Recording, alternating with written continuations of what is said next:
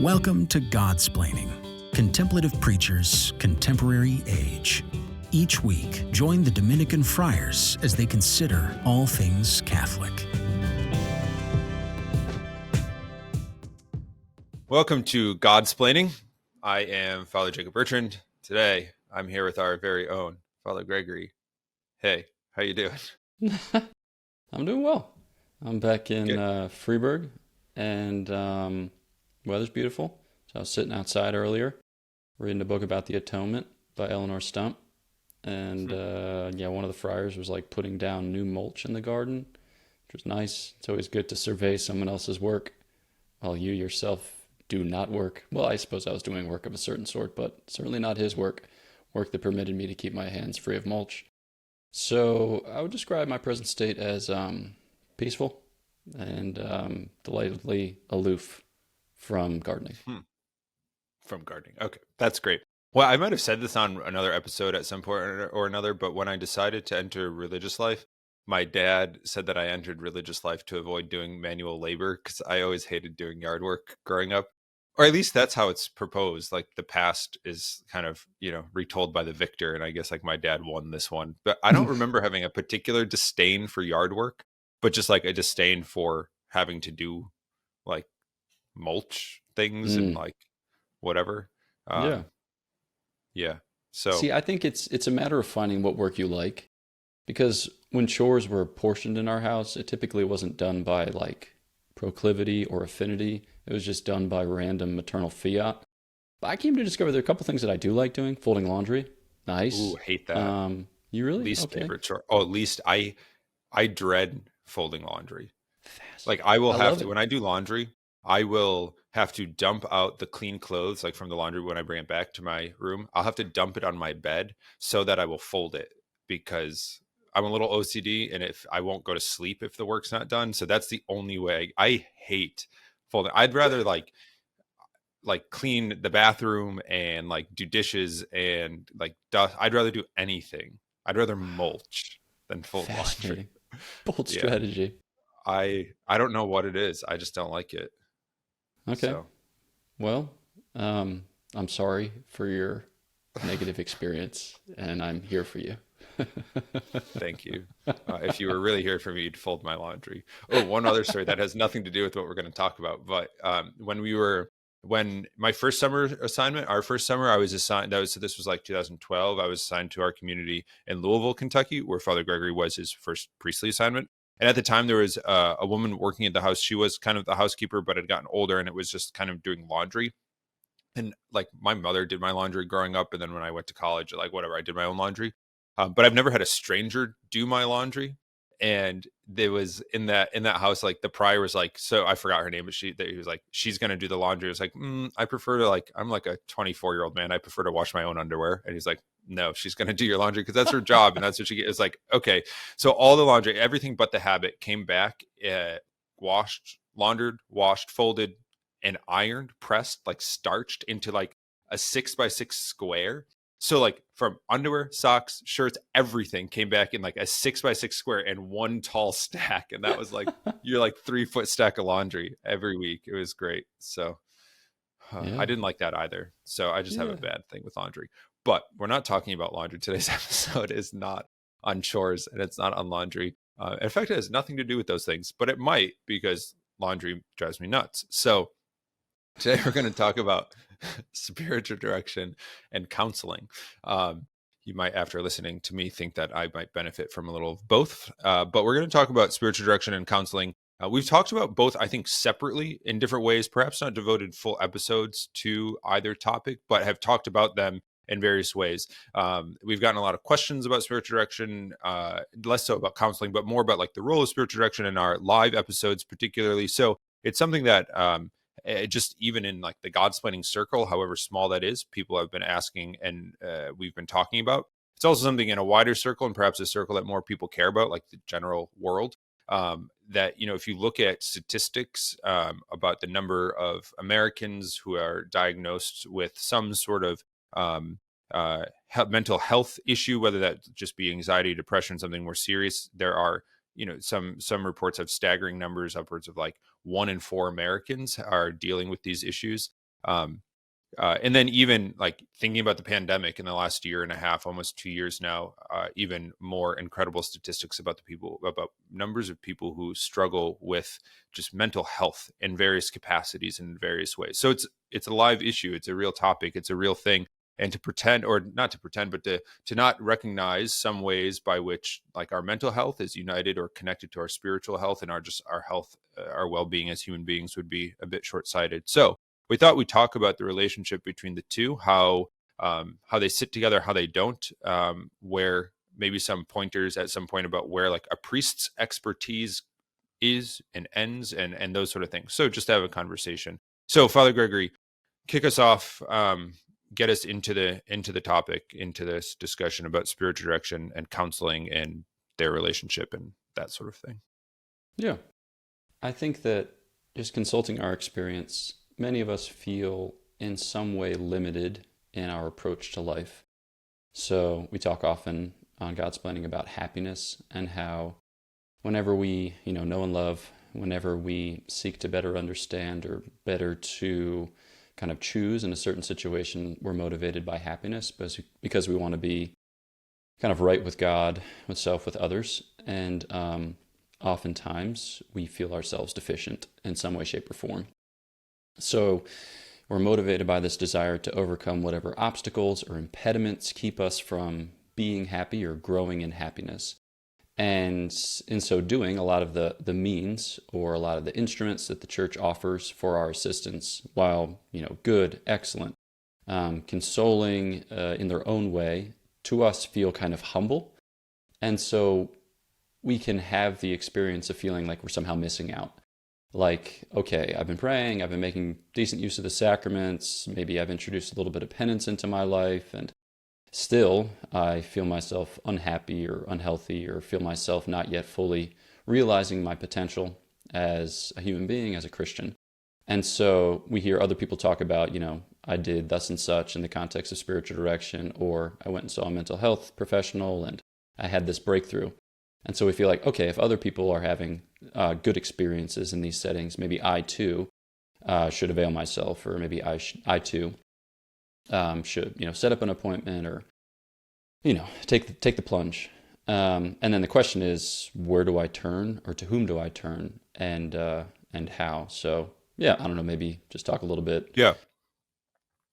I think that like what you started to point out and what you were kind of getting at too, and then is important to understand the purpose or the end. I think we talk about like knowing the ends of things a lot, because so often we don't, or so often like the world doesn't propose that as knowing what the true purpose for something is before pursuing it. Or so like understanding the difference between spiritual direction, counseling, or their end, what they aim to accomplish, is I think a really important starting point. Because if we go into like a spiritual direction meeting, if we think that somehow a priest in spiritual direction is going to play the role of mental health counselor and help me deal with some sort of mental health issue, it's probably not going to happen. I mean, there might be like corresponding beneficial effects, but in the same way you wouldn't go to like a mental health counselor to or a psychiatrist or a psychologist to like work out things spiritual specifically. So maybe starting there in offering a sort of, at least from the spiritual side, the priest side, like what are expectations vis-a-vis the actual things, spiritual direction, counseling? What should we as people pursuing the Lord expect from one or the other, or how to like look at them to use them well? Yeah. So I think, just as you kind of give indication, it's helpful to talk about them in light of their ends, or in light of the goals that they seek to accomplish. So counseling, the approach is therapeutic, and what a mental health professional is trying to address are maladaptive patterns of thought or of behavior. So you have different schools, and you can think about whether someone is more so trained in like psychoanalysis, or more so trained in behaviorism, or more so trained in something a little more contemporary like cognitive behavioral, which tries to go about a war on both fronts. Maybe war isn't the best word, but tries to pursue it on both fronts. And what that professional is trying to do is propose adjustments and kind of like rehabituate the person to healthy living. Whereas in the context of spiritual direction, the approach, and a word that we sometimes use on the show, is more mystagogical. So the idea is that God proposes kind of like mysteries of divine life. I mean, God doesn't propose in like a kind of, here I am at the front of a classroom and I'm going to set forth certain propositions. But God gives himself. God offers himself to the human person. And he does so as to lead us into the divine life. And what a spiritual director does is try to accompany, and that's a word that's kind of become au courant in the last 10 years, try to accompany the individual on that path. So to help, him or her enter more perfectly into the divine life, and so as, to seek ways to help the individual consent to and cooperate with grace more excellently, more freely, more generously, however you want to describe it. So in light of those two things, we as priests are kind of trained in seminary or in, religious formation to be cognizant of our own competence. We had a professor who told us, you're trained basically to administer the sacraments, to preach with a modicum of excellence, right? And then to offer something in the way of spiritual counsel, but not too terribly much unless you really pursue that. Whereas a counselor would be trained in these more kind of therapeutic things. So then, the question is, given what they offer, do I need one? Do I need the other? Do I need both? How should we think about that? How do we go about making that decision? Yeah, I think in beginning to think about like, what do I need?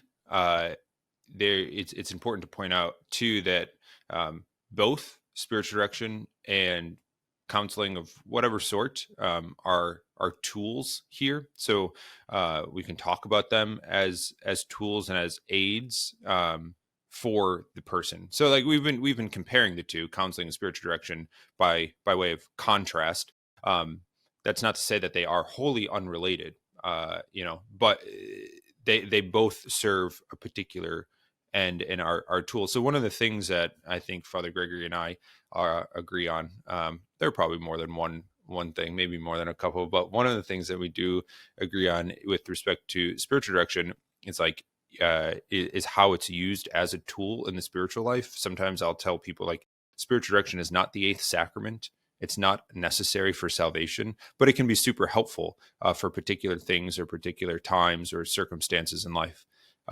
I think we could say the same thing about counseling generally. I mean, some people might need it more immediately than others, but it's also not. And this, I think we'll talk about a bit later in the episode, sort of just like expectations from entering into one, other, or both. But these are tools to help lead us to a sort of whole and integrated humanity, whether it's with just our mental health, with our spiritual life, the combination of both in those kind of things. So I don't know if you have anything more to say about that, but yeah. No, I think that a good kind of disposition with which to approach the question is to say, maybe I need it and maybe I don't.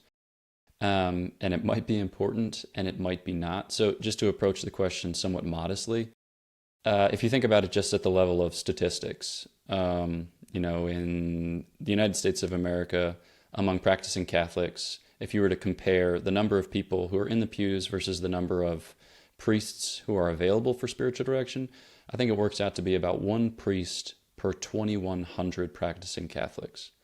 So then if you do the math on that, typically one goes to spiritual direction for about 45 minutes, 50 minutes, like once every 4 to 6 weeks. So it's impossible that everyone seeks spiritual direction. And the next question is, okay, of those practicing Catholics, who then should go? Should it be, people who have like the most problems or struggle with habitual sin? Should it be people in particular states of life? Should it be people who are discerning particular vocations? Should it be, people who donate more to the church and as a result of which should expect more comparable benefits from their pastoral care? Like whenever you try to assess it on one of those criteria, things get like a little bit weird. So I don't think that we want to be like too cold and calculating about it. If you struggle with habitual sin at this frequency, or if you go to the sacrament of confession with this then you should. No, it's not like that. I think we should start with a kind of modest approach and say, okay, God gives you a variety of means to attain to perfection. He gives you his only begotten Son. He gives you the church. He gives you the sacraments. He gives you grace, virtue, gifts of the Holy Spirit. He gives you all kinds of great things. Spiritual direction is one of them, but like you said, it's not the eighth sacrament. When you kind of put it in rank order on this hierarchy, it's not as important. And so that is a good way by which to kind of hold off at arm's length or keep at bay this clamorous fear that if I don't seek spiritual direction, then maybe I'm missing out, or maybe there is some unknown, unaddressed obstacle to perfection that were I to know it in the context of spiritual direction, I would be the next Padre Pio, or I would be the next, Blessed Virgin Mary. So that's just simply to say, maybe not. Take the pressure off yourself, and then, I don't know, maybe work on some of the principles that we'll discuss as we go forward. Yeah. Okay, we're going to take the pressure off of us for a minute now too. We're going to take a quick break as we're kind of halfway through our time. But when we come back, we'll talk a bit more about this. Maybe not. Do I need it? Do I not? And then consider some ways by which to go about approaching spiritual direction, counseling, expectations with regard to these things. So stay tuned. We'll be right back.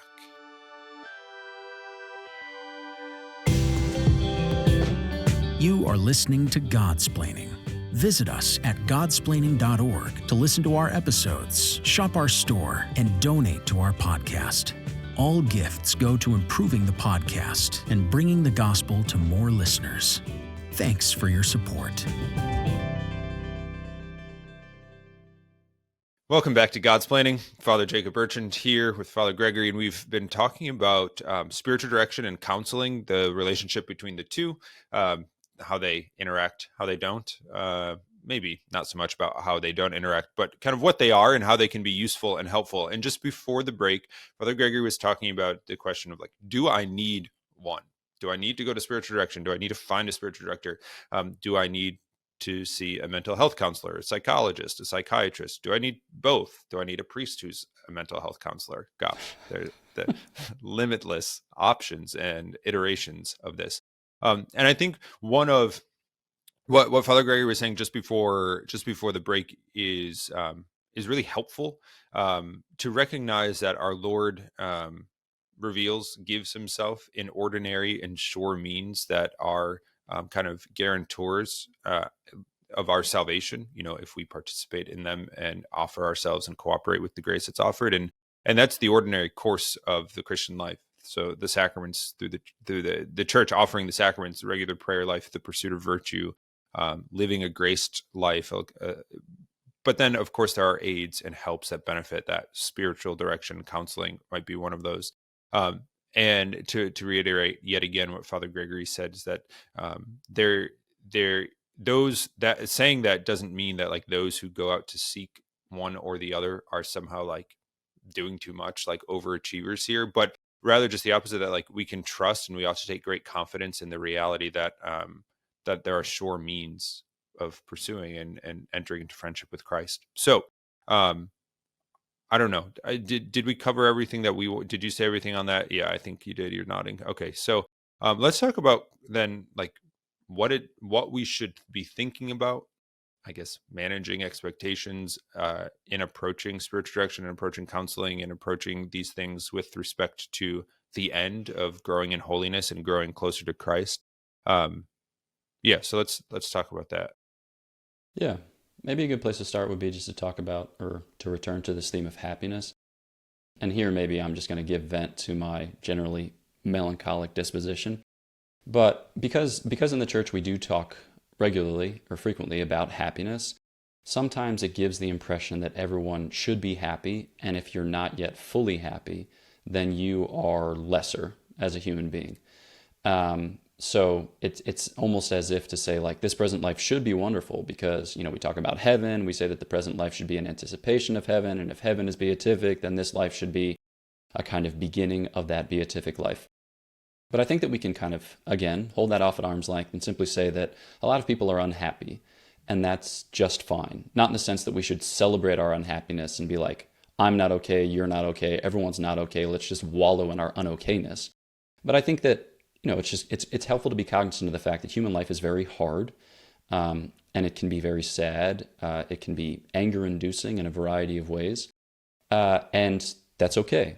It's okay to be a bit beat up. It's okay to feel like you're just kind of taking it from all sides, because life just is that way. And if we return to the wisdom of St. Thomas Aquinas and some of the sources from which he draws, he has a kind of, I don't know, kind of simple appreciation for the type of happiness which is possible here, and you'll hear it described as a kind of imperfect happiness. So the happiness which we await in heaven is a perfect happiness insofar as it's, full and it can't be lost, and you have no anxiety about it being lost. But here, it isn't full. It can be lost, and we do have anxiety about it being lost. And also, the types of things which constitute our happiness in heaven here are going to be interrupted. They're going to be kind of storm-tossed and shipwrecked in a variety of ways. So, you're just living your life, and then someone whom you love dies. Or you're just living your life and you contract some serious illness. Or you're just living your life and you lose your job. Are you supposed to, in that moment, say, the most important thing in this setting is that I smile a lot, and that I, however it goes, I project a kind of happiness, because if I don't, then I am not the saint which I am destined to be. It's like, no, you don't have to add to your present sorrow or your present trauma the additional guilt of feeling like you're processing it incorrectly or processing it less than optimally. It's okay, a lot of life is difficult and a lot of life is sad.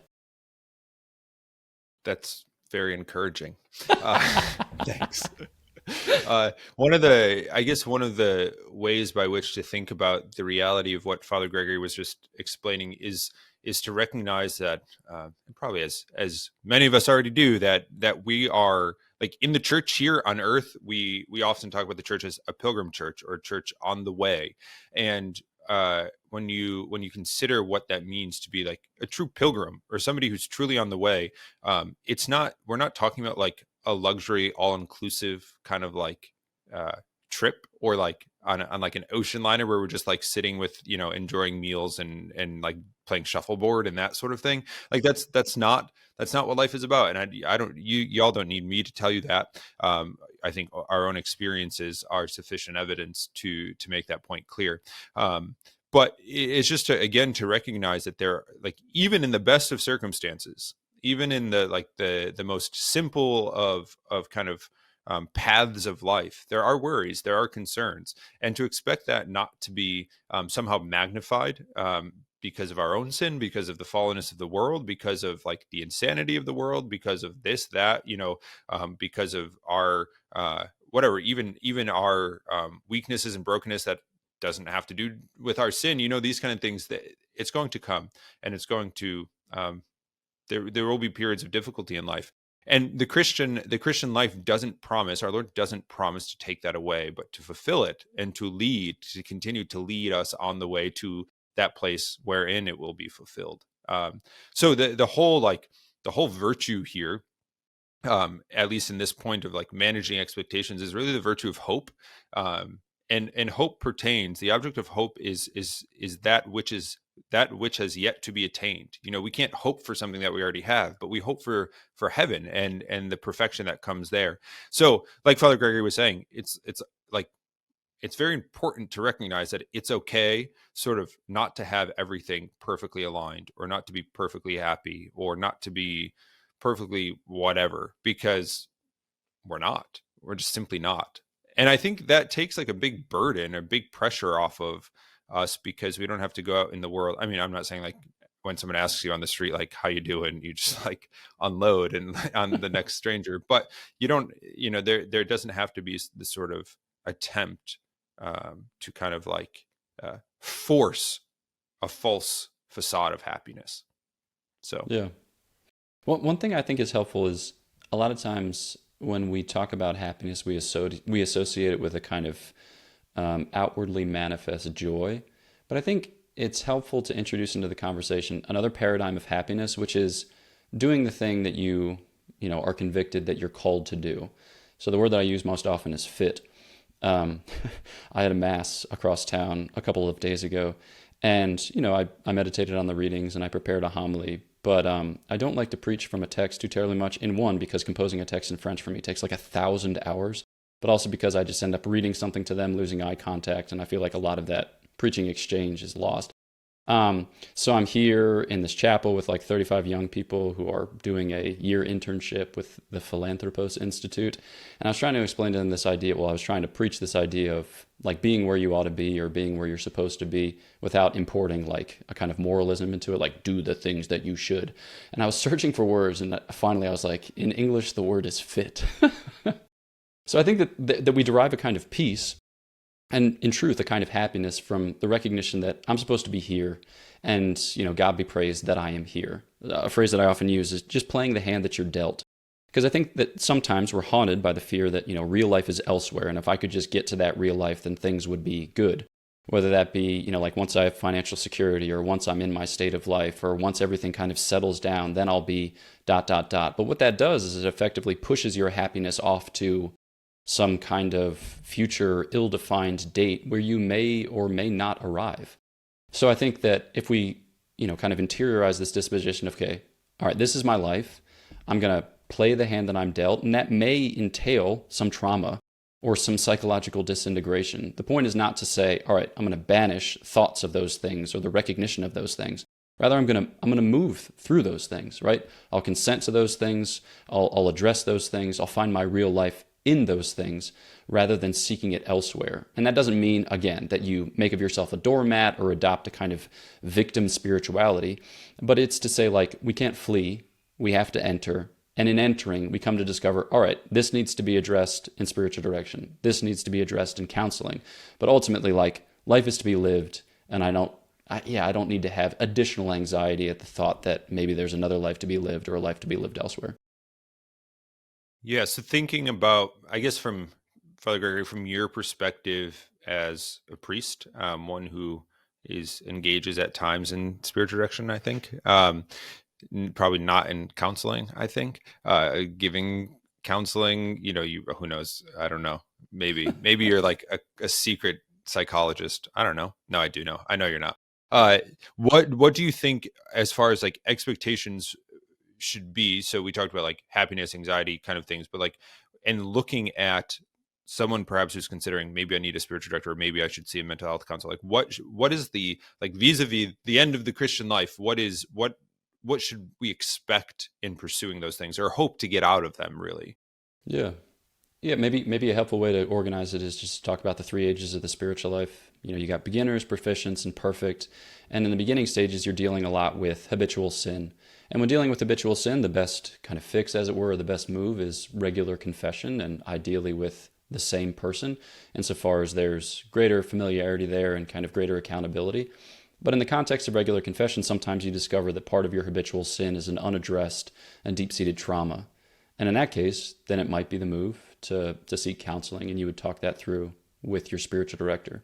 And kind of as you move through those initial stages and kind of cease to be as haunted by or as beleaguered by habitual sin, and you find, okay, I've begun to experience this real call for perfection, and it's animating me, and it crops up in my thoughts with kind of bewildering frequency, and I really want to be about the work, but I need to know more about the spiritual life. I need to know more about the gifts of the Holy Spirit and how I can be more prompt in my assent to the workings of God in my life. Then that might be an opportunity or an occasion for spiritual direction. I think it's especially helpful for those who are discerning a vocation. I think it's especially helpful for like priests and religious, insofar as those are places of kind of heightened vigilance regarding like perfection in the spiritual life. And it's not because priests or religious are per se better than lay Catholics. Second Vatican Council, Lumen Gentium, says quite clearly, all of us are called to the perfection of charity.